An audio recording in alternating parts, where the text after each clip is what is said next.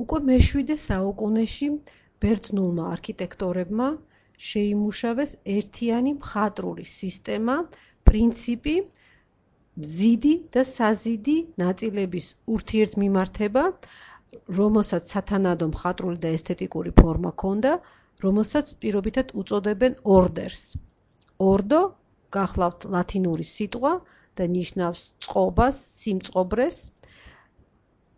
ბერძნული ხუროთმოძღვრების რეპერტუარში იყო 3 სახის ორდერი, 2 მათგანი, ხედავთ სქემაზე, დორიული, იონიური, უკვე არქაულ ხანაში იყო შემუშავებული. მინდა მოგახსენოთ დასახელებაზე.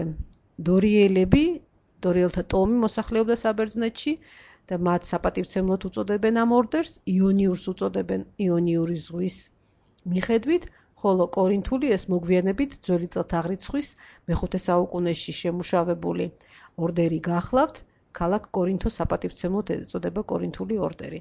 მოდით ახლა შევჩერდეთ თითოეულ მათგანზე, ვნახოთ რა ნაწილებისგან შედგება, რა კომპონენტებისგან შედგება, რა მსგავსებაა, რა განსხვავებაა მათ შორის და ასევე თვალი გავადევნოთ იმ ტერმინებს, იმ სახელებს, რომლებიც მთელი ჩვენი კურსის განმავლობაში დაგვჭირდება.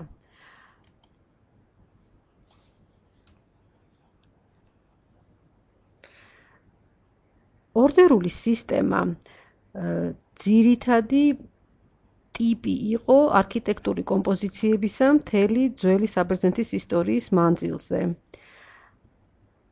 სულ პატარა ვარიაცია პროპორციაში, მასშტაბში იძლეოდა საშუალებას მთლიანად შეცვლილიყო ნაგებობის მხატვრული სახე.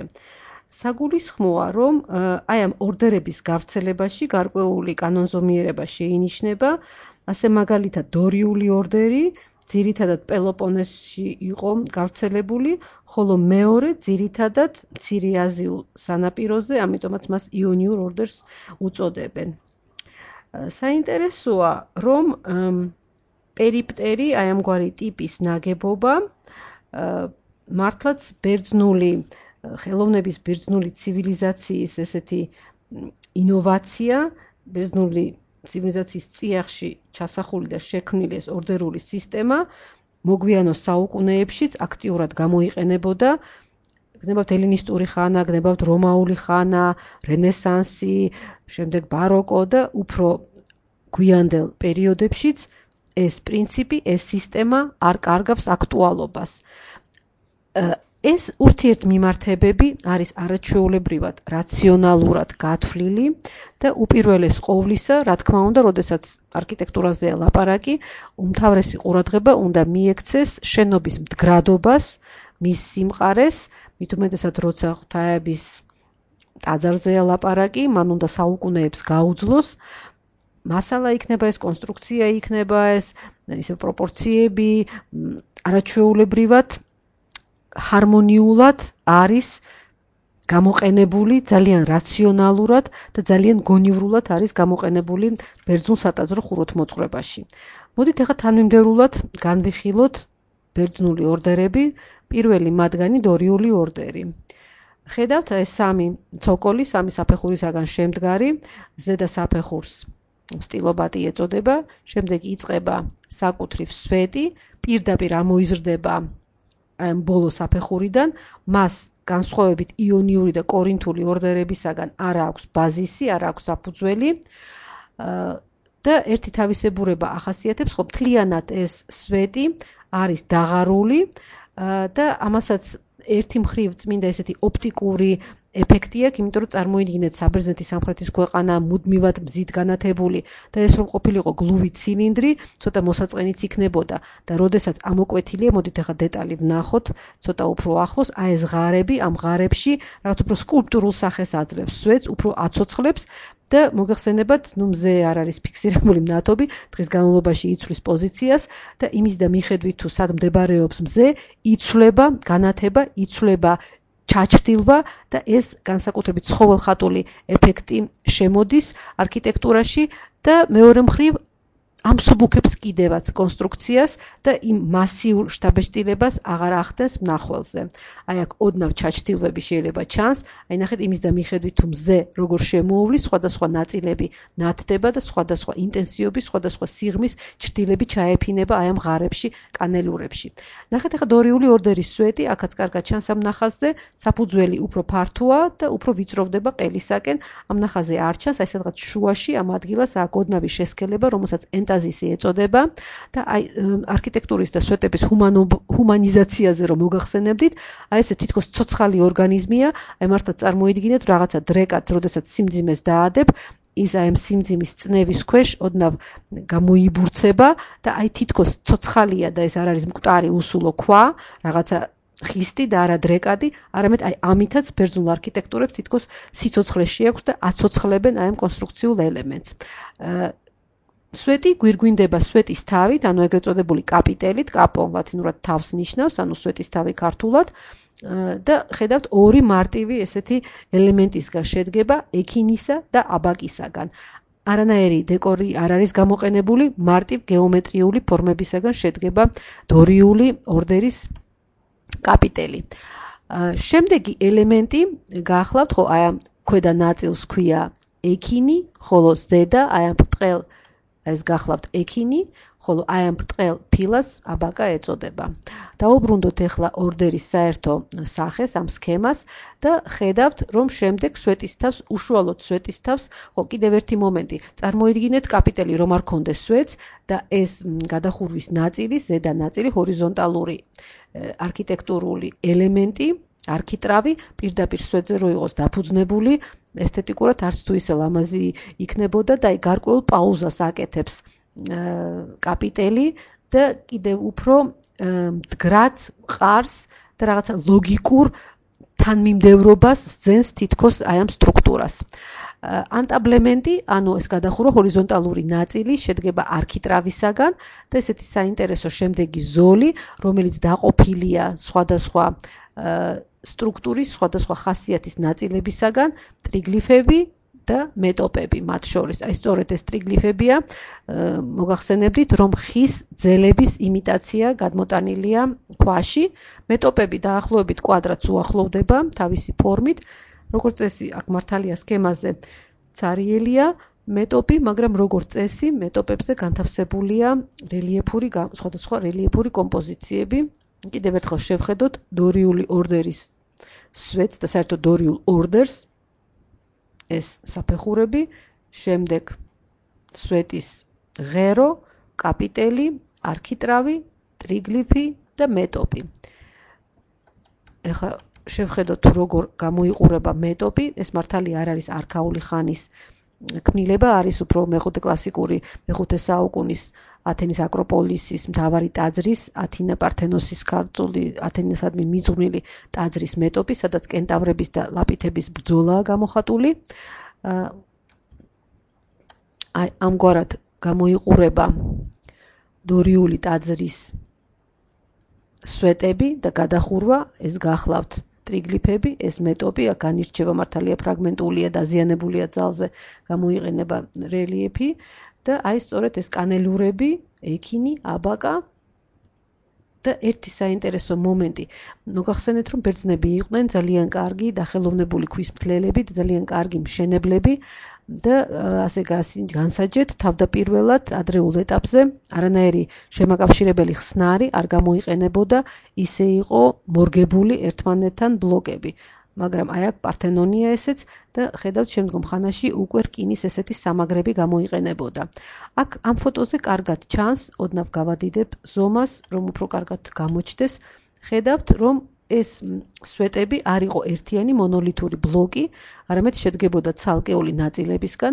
ეხლა ქარმა, ჟამთა სვლამ, სხვადასხვა კლიმატურმა ცვლილებებმა ნახეთ ეს ნაკერები გამოაჩინა, მაგრამ თავდაპირველად ძალიან მკვიდრად იყო ერთმანეთს მორგებული და შორიდან ისეთი შთაბეჭდილება რჩებოდა, რომ ერთიანი მონოლითური ეს სვეტები და მინდა გითხრათ, რომ ეს კანელურები სწორედ ამ ერთიანობის გამთლიანებას უწყობდა ხელს, ვიზუალურად აკავშირებდა ამ ცალკეულ ნაწილებს ერთმანეთთან. აი ეს გახლავთ ასევე სქემა, რეკონსტრუქცია დორიული ტაძრისა, აი სამი საფეხურით ამაღლებული. შემდეგ დორიული სვეტები, მაგრამ კანელურების გარეშეა, ეს ცელას კარია, ხედავთ აქ, ყრუკედელია, კაპიტელები, შემდეგ მოდის არქიტრავი, ტრიგლიფები, მეტოპები და შემდეგ აი ეს სამკუთხა ნაწილი, ორფერდა გადახურვის მეშვეობით შექმნილი სამკუთხა ნაწილი, ეგრეთ წოდებული ფრონტონი, რომელიც როგორც წესი სკულპტურული კომპოზიციებით იყო დაფარული. შემდეგი ორდერი, გახლავთ იონიური ორდერი, შეგახსენებთ კიდევ ერთხელ მცირე აზიული სანაპიროს არქიტექტურული ძეგლების წყალობით ქვია იონიური ამ ორდერს და ხედავთ უკვე ჩდება, განსხვავდება პროპორციებითაც, არის უფრო დაგრძელებული, უფრო კოხტა.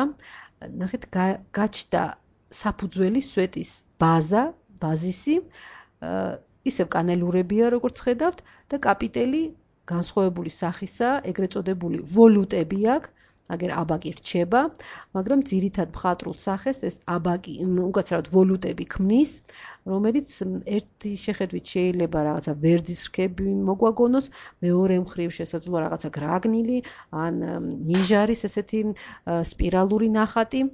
შემდეგ მოდის ეს გადახურვის ნაწილი და ტრიგლიფები, დორიული ორდერის ტრიგლიფები და მეტოპები აქ შეიცვალა ერთიანი მთლიანი ზოლით, ფრიზი ეწოდება ამას, სადაც განთავსებულია უწყვეტ ზოლად რელიეფური კომპოზიციები.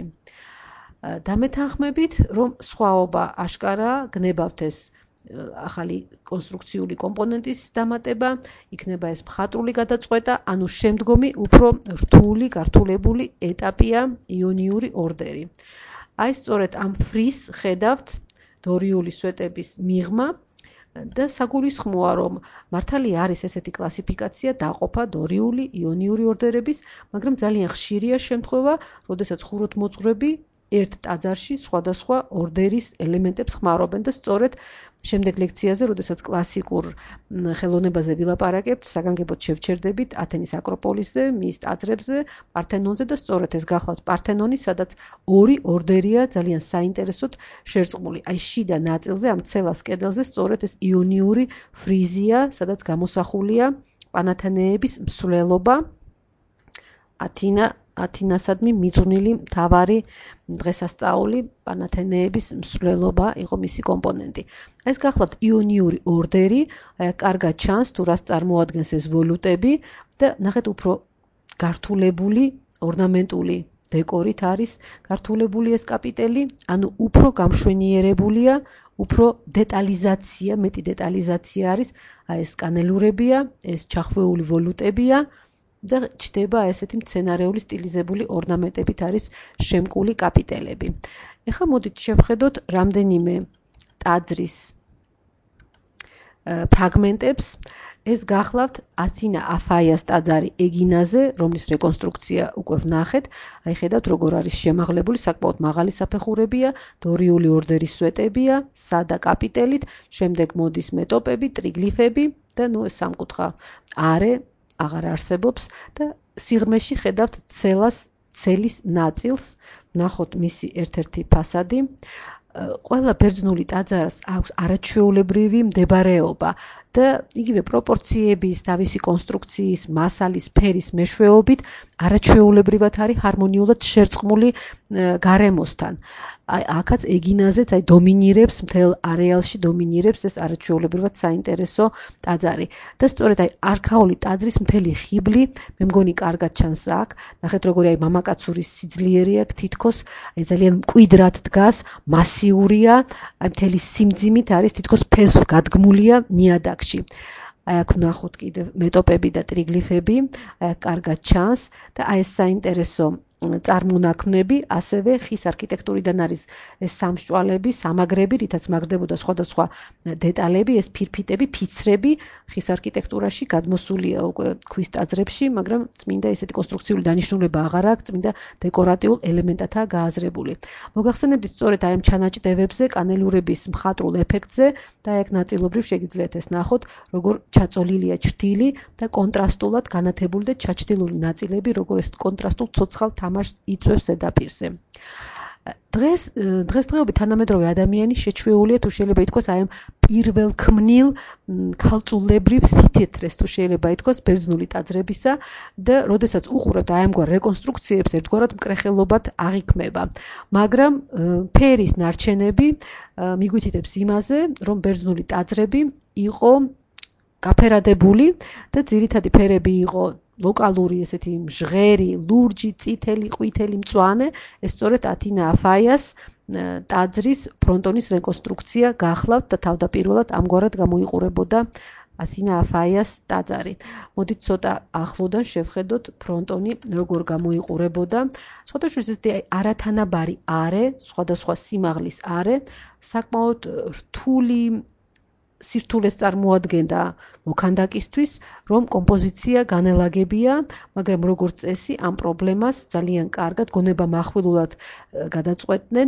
შეხედეთ აქ იერარქია ძალიან კარგად დაცული, ცენტრშია ათინა გამოსახული და აი ბრძოლის სცენაში ნახეთ აი თანდათან როგორ უფრო აქ ნაბიჯ გადადგმული ფიგურებია გადმოცემული, უფრო დაბლა განლაგებული მათი თავები, შემდეგ ჩამოხლული და ბოლოს აი ყველაზე უფრო ვიწრო არეზე უკვე წამოწოლილი მიწაზე გართხმული, დამარცხებული მეომრებია განლაგებული.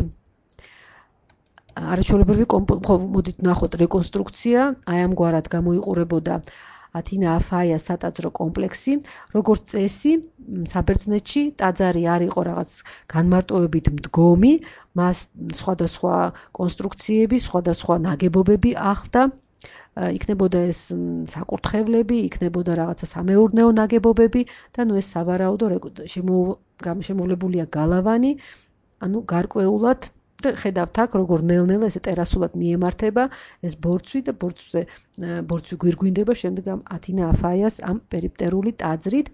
აი ხედავთ შიგნით ცელას, მაგრამ რეალურად ეს ყრუ კედელი თითქოს ნიველირებულია აი ამ სვეტნარის წყალობით და თითქოს გარემო შეჟონილია ამ ტაძარში. ანუ ყრუ ესეთი გამიჯნავი ზღვარი, ყრუ კედელი გარემოსა და ტაძარს შორის გარეგნულ სახეში არ აირეკლება, არ გამოიკვეთება, თუმცა კი ეს ცელა, რა თქმა უნდა, ყრუ კედლით არის შემოსაზღვრული.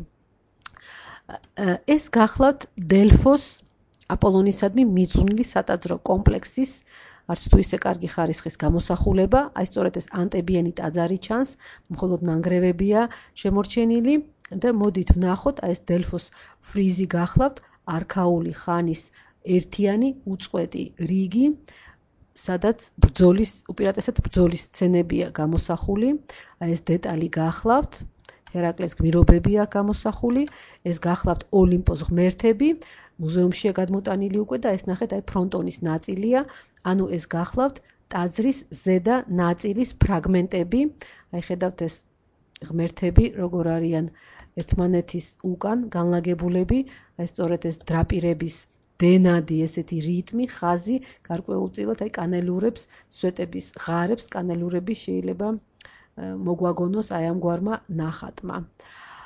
შემთხვევით არ არის რომ შევჩერდი ქანდაკებაზე, ესე იგი როგორც ნახეთ, არქიტექტურასთან ორგანულად არის შერწყმული ქანდაკებები, პლასტიკური ხელოვნება და ჩვენი შემდეგი თემა გახლავთ სწორედ არქაული ხანის ქანდაკება, არქაული ხანის პლასტიკა.